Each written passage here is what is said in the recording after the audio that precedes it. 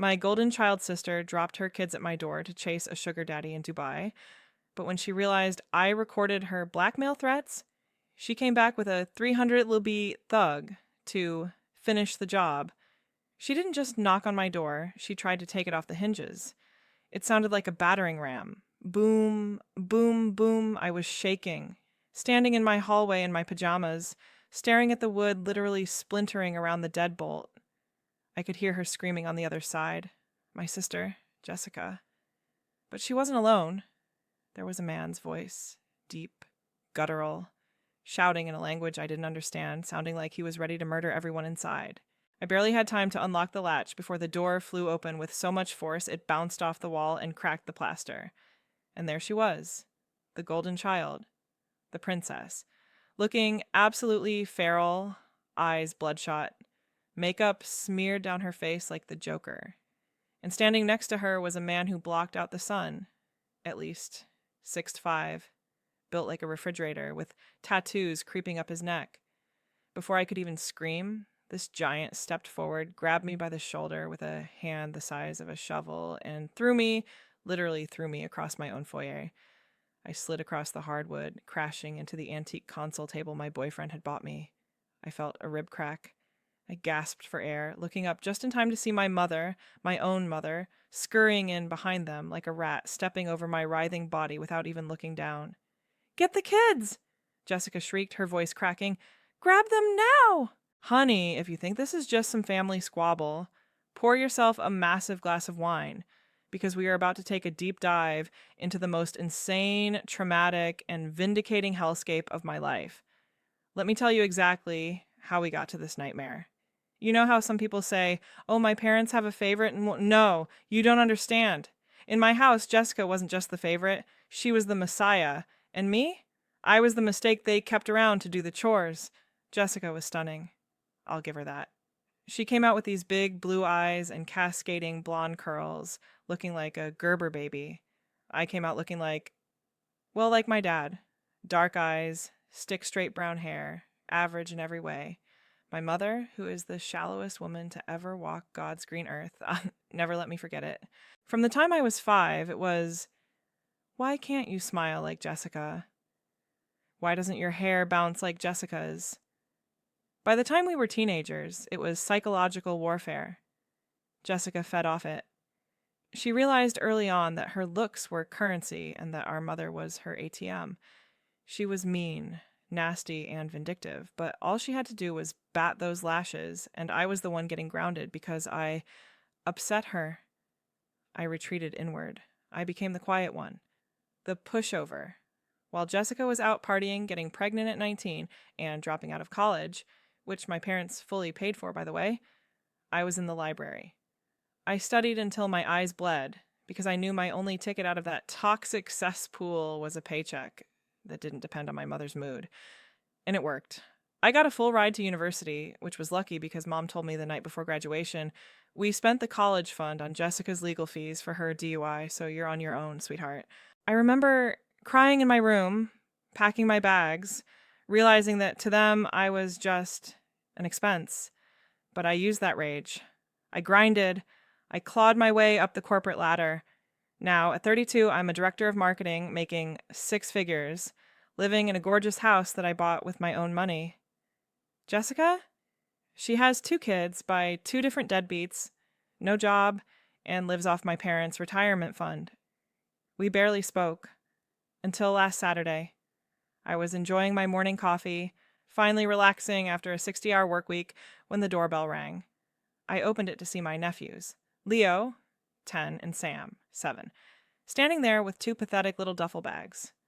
Mom said you're watching us, Leo said, looking at his shoes. He looked so ashamed. I looked around. No car, no Jessica. Just 2 little boys dumped on my porch like Amazon packages. I ushered them in, my blood already boiling.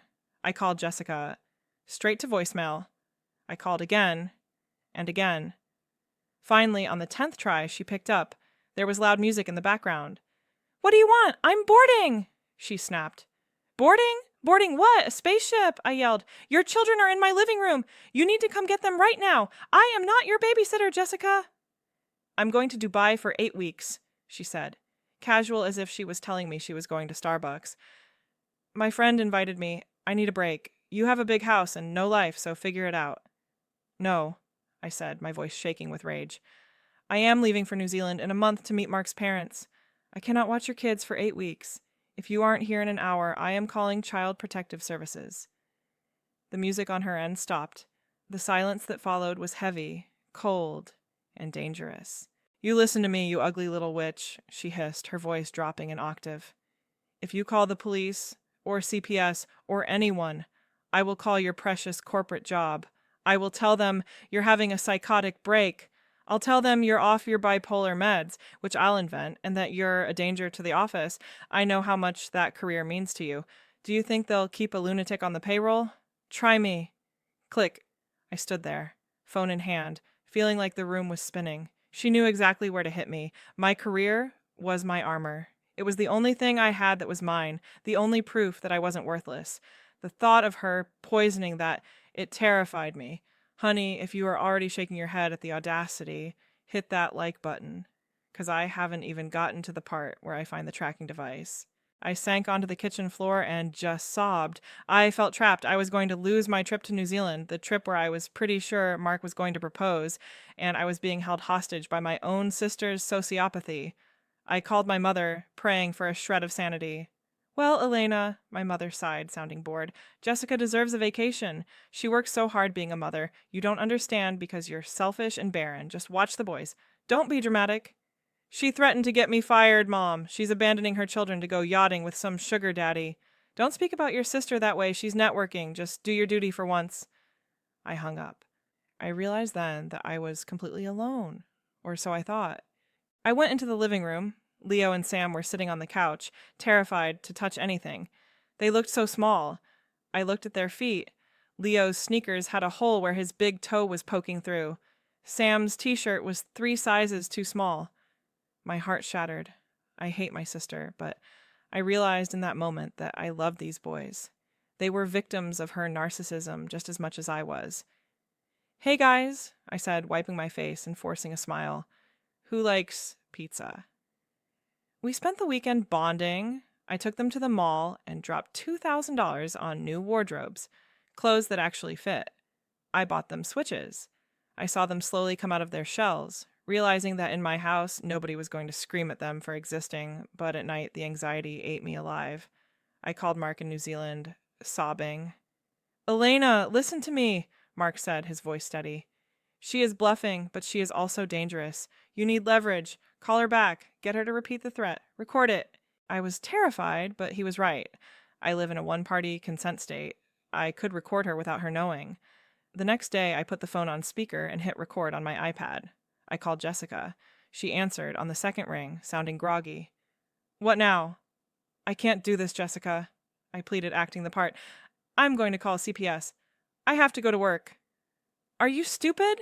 She laughed, a cruel, cackling sound. I told you, Elena, you call the cops, and I call your HR department. I'll tell them you're hearing voices.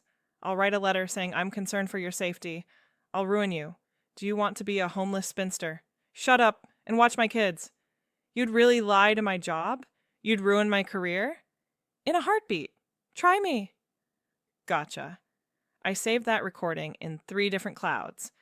The next morning, I walked into my office, requested an emergency meeting with HR and my VP, and laid it all out.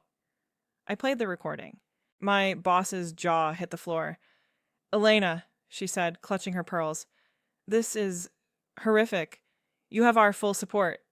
If she calls, we will document it as harassment.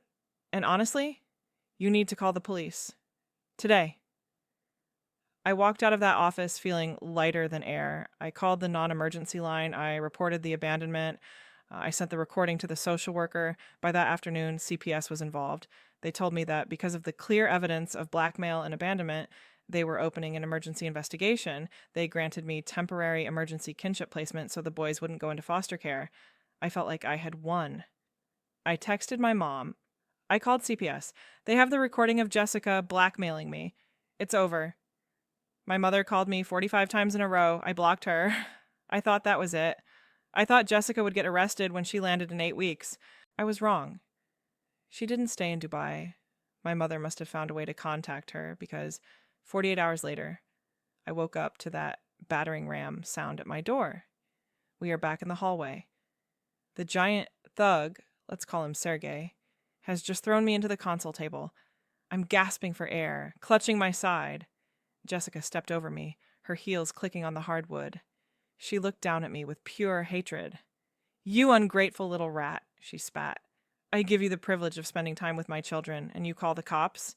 "You abandoned them," I wheezed, trying to stand up. Sergey took a step toward me, cracking his knuckles. "You sit," he grunted. My mother was already running up the stairs. "Leo! Sam! Get your bags!" I heard her screaming. I scrambled for my phone, which had slid under the rug. I managed to dial 911 and leave the line open, shoving it under the sofa, just as Jessica kicked me in the ribs. "Where is my money?" she screamed. "I know you have cash in this house. You owe me for the plane ticket I had to cancel." "I don't have cash!" I yelled, curling into a ball. Upstairs, I heard the boys screaming. "No, I don't want to go! Auntie Elena!" My heart broke. I tried to crawl toward the stairs, but Sergey grabbed me by the back of my pajama shirt and hauled me up like a rag doll. He slammed me against the wall, his forearm crushing my windpipe. "Let them go!" I choked out, clawing at his arm. "Quiet!" he growled. My mother came dragging the boys down the stairs. They were crying, reaching for me. Jessica grabbed Leo by the arm and yanked him so hard I thought she'd dislocated his shoulder. "Shut up! We are leaving!" she yelled at him. They dragged the boys out the door. Jessica paused in the doorway, looked back at me, and, I kid you not, spit a wad of phlegm right into my face. "You're dead to this family," she sneered. Then they were gone. I laid there for a second, bleeding, bruised, listening to the tires of a heavy SUV screech out of my driveway. Then the adrenaline hit. I crawled to my phone. The dispatcher was still on the line. Ma'am, officers are 3 minutes out." "Black Suburban," I gasped. "Check the cameras. Giant man. My sister. 2 kids. They took the kids." I ran to the window. I caught the last 3 digits of the license plate. I relayed it all. Make sure you're subscribed because the update I'm about to drop is going to make you scream at your screen. I didn't wait for the ambulance. I got in my car and followed the direction they went, talking to the police the whole time. I knew they were heading to the interstate. About 5 miles down the road, I saw lights. Blue and red flashing lights everywhere. They had pulled them over. I pulled over about 100 yards back. I watched the dash cam footage later in court, and let me tell you, it was like an action movie. The police ordered them out of the vehicle. Jessica refused. She locked the doors. Sergey, the genius that he is, decided to ram the police cruiser in front of him. That was the green light. The cops swarmed. They shattered the driver's side window. Sergey came out swinging. He actually punched a female officer in the jaw before they tased him. He went down like a falling tree. Then they got to Jessica. She was screaming like a banshee, clawing at the officers, trying to bite them. They had to drag her out of the car and pin her to the asphalt. And my mother, the woman who enabled this monster her entire life, she was sitting in the back seat, sobbing, screaming, "I'm just a grandmother. I didn't do anything. They kidnapped me too." The audacity, the absolute delusion. I ran to the cruiser where they had put the boys. The EMTs were checking them over. Leo saw me and burst into tears. "Auntie Elena!" I hugged those boys through the open window until the social worker pulled me away. The fallout. Jessica was charged with kidnapping, assault, battery, child endangerment, resisting arrest, and assaulting a police officer. Sergey, turns out he was a security contractor she met in Dubai and promised to pay with my money, was charged with all of that, plus attempted vehicular manslaughter for ramming the cop car. My mother was arrested as an accomplice. The next few months were a blur of legal meetings and therapy. I didn't go to New Zealand. Mark came to me. He flew in the next day, held me while I cried, and helped me install a state-of-the-art security system. Update 1. The trial, 6 months later. I sued for full custody, obviously. Jessica showed up to court in an orange jumpsuit, looking like she hadn't slept in a decade. Her beauty? Gone. She looked haggard and mean. When the judge read the list of charges, Jessica started screaming that I had set her up. that I was jealous of her, that I wanted her life. The judge, a stern woman who clearly took zero crap, looked over her glasses and said, "Ma'am, based on the evidence, the only thing your sister wanted was for your children not to starve while you were servicing men in the Middle East." The courtroom gasped. I almost stood up and clapped. But here is where it gets truly wild. My mother took a plea deal. To save her own wrinkled skin, she turned on Jessica. She testified that Jessica had planned to come to my house, beat me up, force me to transfer money to her account, and then take the kids to Mexico. My mother admitted on the stand that Jessica had said, "If Elena dies, nobody will miss her anyway." Hearing that my sister planned to potentially kill me and my mother knew about it, it killed the last tiny piece of love I had for them. I felt cold, but I also felt free. But update 2, the verdict. Because of the assault on the police officer and the premeditated nature of the home invasion, plus the kidnapping, the judge threw the book at her. Jessica was sentenced to 25 years in prison, no parole for at least 15. Sergey got 10 years in deportation. My mother got 5 years probation and a hefty fine, but she is dead to me. She tried to mail me a birthday card last week. I burned it without opening it. Final update, the karma, I won full custody of Leo and Sam. It's been 2 years now. The transition was hard.